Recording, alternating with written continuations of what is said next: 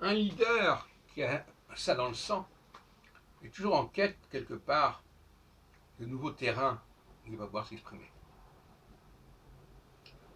Il va pouvoir exercer un certain pouvoir.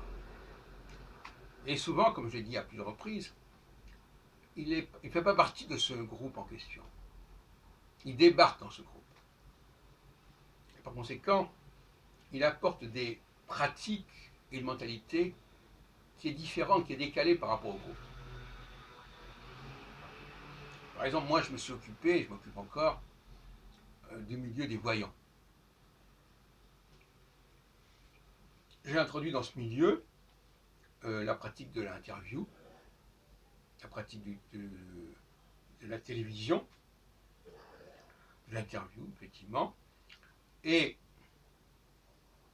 j'ai une sorte de monopole dans ce domaine, quelque part, ce qui est d'autant plus précieux à cette période de coronavirus, où de plus en plus les contacts sont de moins en moins faciles.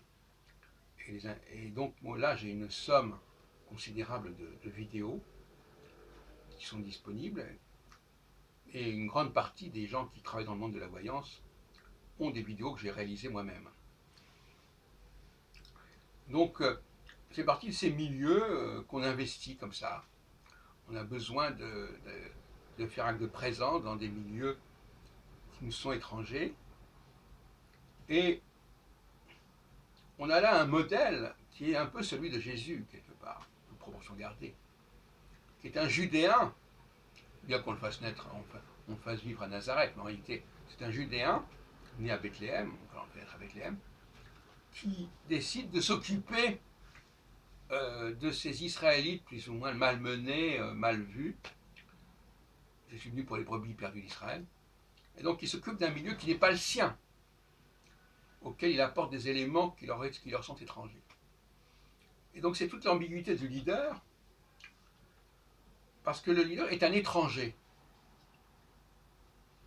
Mais c'est un étranger qui doit être seul au sein du groupe en question. Dès que les étrangers sont nombreux, on n'est plus dans la même situation. À ce moment-là, le groupe étranger va être lui-même, non pas le leader, mais va être à la merci d'un leader.